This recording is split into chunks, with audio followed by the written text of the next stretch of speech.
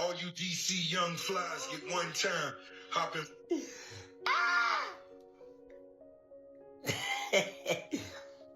Well, damn, what? How you feel?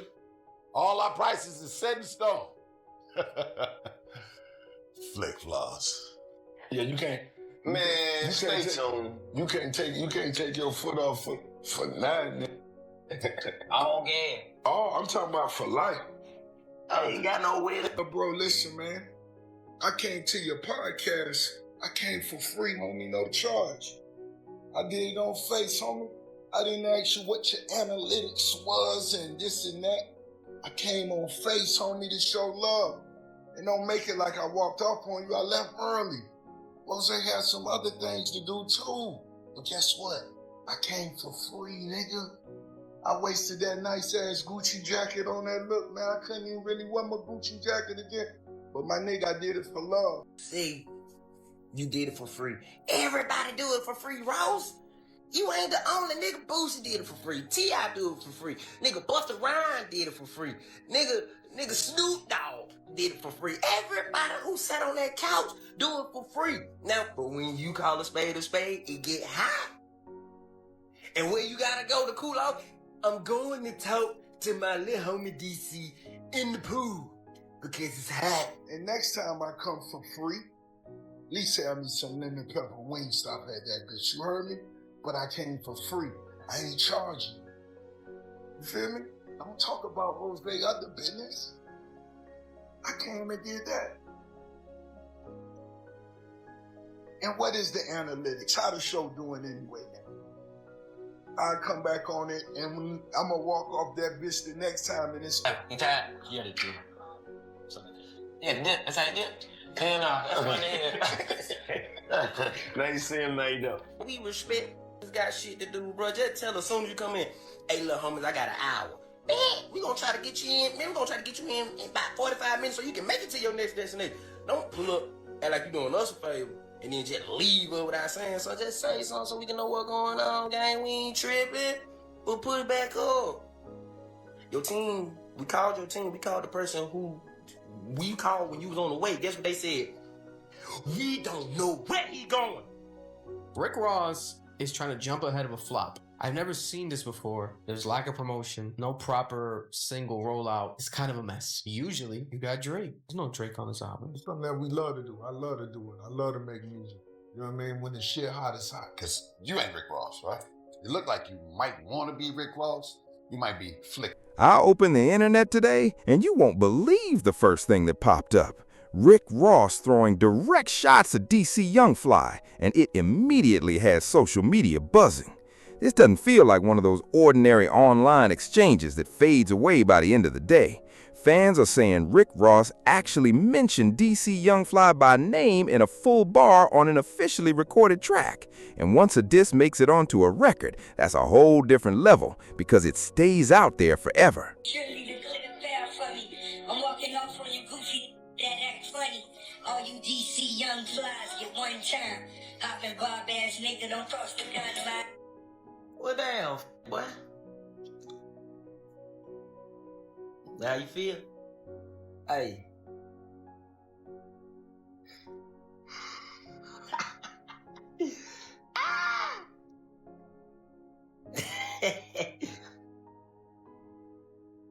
Should I wake up? Are they trying to wake me up? Nah, I ain't gonna wake up. I ain't gonna wake up. Hey, boy. Hey, y'all go get that album, gang. Go get that album, gang. Go get that album. This isn't the type of situation where someone can simply erase a post and pretend it never happened after the backlash starts. Once those words are locked into a song, they become part of the story, giving people something they can replay and dissect over and over again. And if you follow DC Young Fly for any amount of time, then you already know he's never been the kind of person to bite his tongue when he's being called out. That's exactly why this story is grabbing so much attention right now. The internet is exploding with reactions, hot takes, and endless debates as everyone tries to figure out what happens next. Friday is the date. Set in stone, 17th. Get the physical, get the vinyl. more importantly, get this classic album. Rick Ross is trying to jump ahead of a flop. I've never seen this before. There's lack of promotion, no proper single rollout. It's kind of a mess. Usually, you got Drake. There's no Drake on this album. He pushed the album back. Listen to this shit. Oh, this album number 12. My album come out, I'm already paid before the album come out. That's what I'm saying. I don't know that when them niggas sit on them podcasts doing all them little deals, I don't know what little niggas y'all talking to. I've sold records, nigga, for the last 20 years. There's a world where whoever's paying you this money before the album comes out, if you don't satisfy even 10% of expected sales, why would they do business with you ever again? Last I checked, it was Gamma. Larry Jackson paying you up front before album drops? Because then that's a 360. He's just lying because he knows that shit's gonna do bad. We know you have money, but if you flop, you flop. And if the music's not good, the music's not good. So what is Set in Stone? Set in Stone is, when I first thought about it, I was thinking of Rome hundreds of years ago. That shit is there.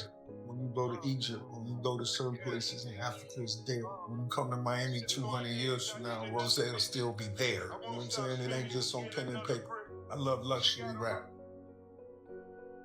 Let's take it back to what we love it at. That's what I love.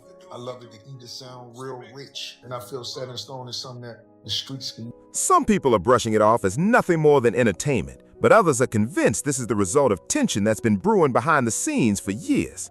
No matter which side you believe, everyone suddenly started digging into how this entire situation reached this point. Moments like this rarely explode without a backstory, and that's what has people connecting the dots. So if you really want to understand why the internet is so locked into this drama, you have to rewind all the way back to 2021. Man, stay tuned. You can't take your foot off for nothing. All game. Oh, I'm talking about for life. I ain't got no. Everything traces back to 2021 when Rick Ross appeared on the popular 85 South show for what fans believed would be one of his most entertaining interviews.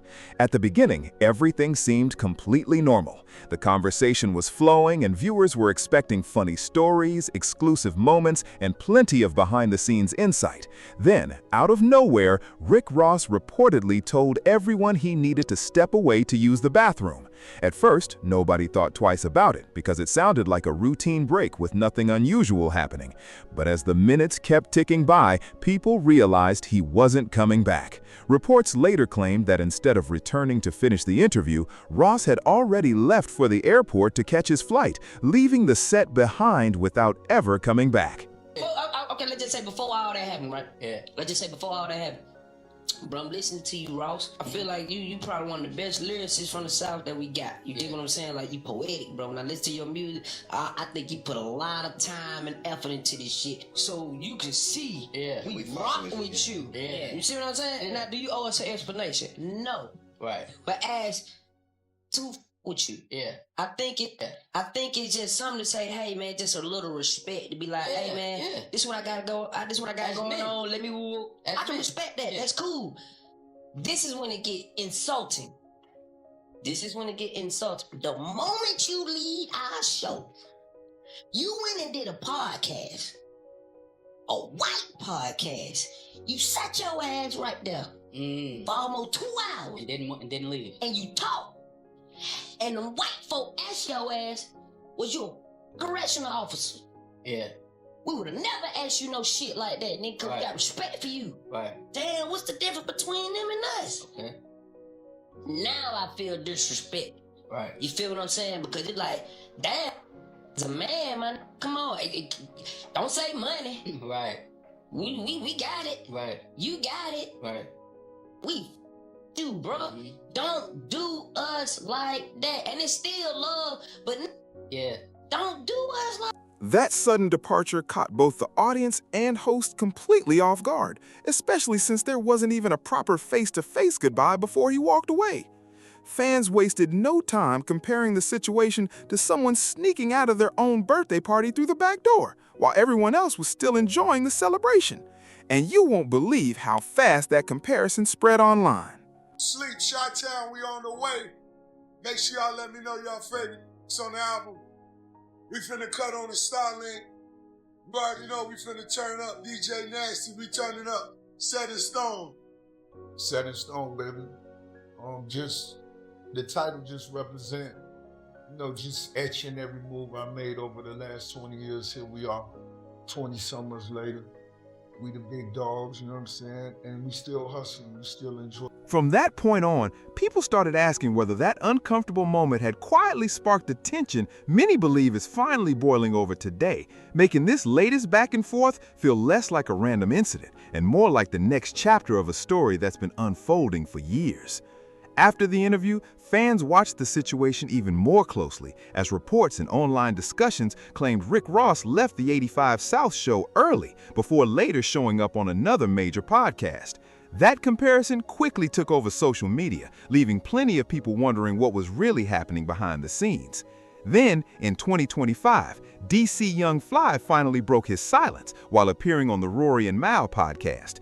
Rather than turning it into a heated rant, he calmly explained why the situation had stayed with him for so long. DC made it clear that Ross leaving early wasn't necessarily the biggest problem in his eyes. According to him, what really bothered him was the way everything appeared once the dust settled, and that's where the story took an even more interesting turn. Doing this has made me love hip hop, baby. Going through vinyls. Too easy. Let them know where we at right now. Sugar Records, Chicago. The iconic. This what made me love hip hop. Going through there, looking through the covers, the artwork, the photographs. Sugar Records. This shit legendary. Chi-Town, what's up, baby? Everybody coming out. No one that comes to Sugar Records will leave without a motherfucking Ricky Rose autograph and Rose DNA, baby. Your shit gonna be for real. He explained that it was hard to believe there were no hard feelings, because after leaving their show, Rick Ross later appeared on another platform, where he willingly answered far more personal and difficult questions. That contrast was the part that stuck with DC Young Fly the most, and many fans believe that's exactly why the situation never truly faded away. You know what it is? Y'all see what's going down right here. I take a photo with you? Spin that motherfucker around. Y'all would've took 4 already if I was your favorite song on this album. And here I am. And here I am on that luxury tax. The luxury tax. That deep cuts. Man, the shirt, super hard. You a motherfucking boss, and I mean it. You heard me? You know what? Much love, baby. That's yours. Much love, baby. From DC Young Fly's perspective, it gave the impression that the 85 South show wasn't given the same respect, time, or attention as the other platforms. And that's the detail many listeners couldn't stop talking about after hearing his side of the story. Once clips from the interview started making the rounds online, social media exploded with reactions as people argued over whether DC had a valid point or if the entire situation was being exaggerated. It didn't take long before Rick Ross appeared to answer the conversation in a way only he could. Instead of doing a formal interview or releasing a lengthy written response, he fired up his Instagram stories while casually relaxing in his swimming pool. And the moment that video surfaced, you could feel the internet instantly lock in, because everyone wanted to see what he was about to say next. I came to your podcast. I came for free, homie, no charge. I did it on Face, homie. I didn't ask you what your analytics was and this and that. I came on Face, homie, to show love. And don't make it like I walked off on you. I left early. Rose had some other things to do too. But guess what? I came for free, nigga. I wasted that nice ass Gucci jacket on that look, man. I couldn't even really wear my Gucci jacket again. But my nigga, I did it for love. And next time I come for free, at least have me some lemon pepper Wingstop at that bitch. You heard me? But I came for free. I ain't charge you. You feel me? Don't talk about Rose other business. I came and did that. And what is the analytics? How the show doing anyway, man? I'll come back on it and I'm gonna walk off that bitch the next time. Rick Ross appeared completely unfazed, casually floating in the pool while speaking straight into the camera, as if all the criticism and online noise didn't affect him in the slightest. The video itself quickly became part of the story because fans couldn't stop laughing and making jokes about how unbelievably relaxed he looked while responding to all the buzz surrounding the situation. research says that your net worth is $150 million. Is that accurate? Are you past that? Are you not quite there yet? What's the... He ain't getting the message. Don't believe that, Jones. It's close. What's the top? At least they tweaked it that little bit. Why was it lower? That shit ain't never hit. I've never, that shit has never been accurate before. Whoever doing that, I don't know who doing that. They need to know what bankers they dealing with. Based off of what company? Because I ain't with Wells Fargo or whoever that is. I ain't with that Jones. We want to make it clear for the audience watching at home, you know what I'm saying? Things we ain't got to make nothing clear. Y'all know the hustlers of the year. Y'all know what's going on. They rich forever. Yeah, this shit is for real. We ain't playing no games. You know what I'm saying? And the pace we on, in another year, holla at us. Some fans even said the whole scene looked like it belonged in an action film, comparing Rick Ross to a calm movie villain delivering a speech without ever stepping out of the pool. Before long, memes, reaction videos, and hilarious edits flooded every corner of social media. Soon, people were talking just as much about the poolside setting as they were about the message itself. Whether viewers agreed with Rick Ross or stood behind DC Young Fly, one thing became impossible to ignore. The exchange had completely captured the internet's attention, and every new clip only made the conversation grow even bigger. Ross went on to explain that he appeared on the show out of respect, never charged a fee, and didn't care about the show's numbers or what it could do for his career. He even joked that he hardly got the chance to show off his Gucci jacket because he had to leave so quickly, trying to keep the mood light with a little humor. Then came the line that had social media laughing non-stop. He told the 85 South show crew to make sure some lemon pepper wings were waiting for him the next time he stopped by. And just like that, the internet took that clip and ran with it. Memes spread everywhere. Fans repeated the quote over and over while debating whether Ross was genuinely joking, being sarcastic, or quietly throwing another shot. No matter how people interpreted it, that simple comment quickly became one of the biggest talking points from his response, proving once again that even a smaller joke can explode into a viral moment online. Of course, DC Young Fly wasn't about to ignore those comments without saying something in return. Known for his lightning-fast humor and sharp roasting skills, he answered back with jokes that matched Ross's energy point for point. One of the standout moments came when DC jokingly offered to buy the Gucci jacket right off Rick Ross's back, and that clip instantly started making the rounds across social media. For a while, it actually looked like the tension might finally be fading. DC even extended what many people viewed as a peace offering by saying, "Pull up anytime." That left a lot of fans believing the back and forth had finally come to an end. But then the story took another unexpected turn. Rick Ross dropped new music, and listeners quickly noticed DC Young Fly's name appearing in one of the lyrics, catching fans completely by surprise, because the situation had now moved beyond interviews and Instagram into an official song, giving everyone a brand new reason to debate what it really meant. DC later addressed it once again, making it clear he wasn't happy about being mentioned in that way. Now, the biggest question taking over social media is whether he'll respond with music of his own or stick to the comedy and roasting style that made him famous. After all, he even joked that it had been a long time since he'd had a real roast session, leaving fans wondering what move, if any, comes next.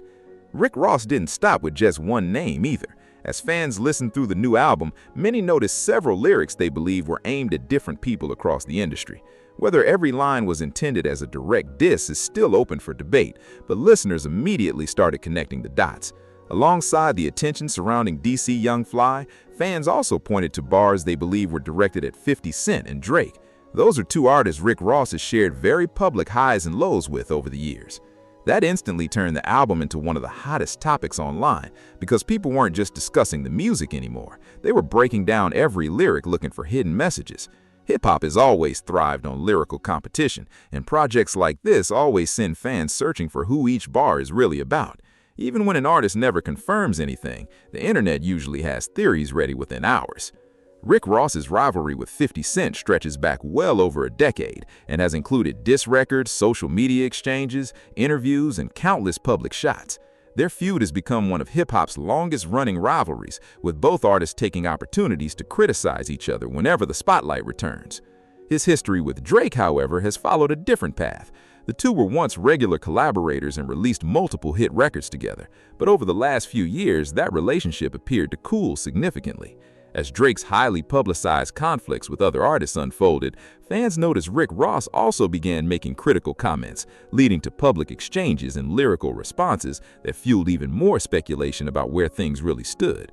Now, with listeners convinced the new album contains fresh references to both Drake and 50 Cent, alongside the mention of DC Young Fly, the conversation has exploded all over again. Every lyric is being replayed, analyzed, and debated across social media, as fans try to decide whether Rick Ross is simply speaking his mind or intentionally reopening old rivalries. One thing is certain, this conversation isn't slowing down anytime soon. If you ask me, there's always a chance this is simply part of the buzz that comes with releasing a major hip-hop album. Strong lyrics, public reactions, and non-stop fan debates often keep an album trending long after release day. That doesn't automatically mean every disagreement becomes a full-blown feud, but it definitely keeps everyone watching. Now, I want to hear what you think. Should DC Young Fly fire back with a diss track, or would it be smarter to handle everything with his signature comedy on a podcast or live show? And what about Drake and 50 Cent? Do you think either of them will respond if they believe those lyrics were aimed at them, or will they let the music do all the talking? Drop your opinion in the comments, because this is one debate where it feels like everybody has a completely different take.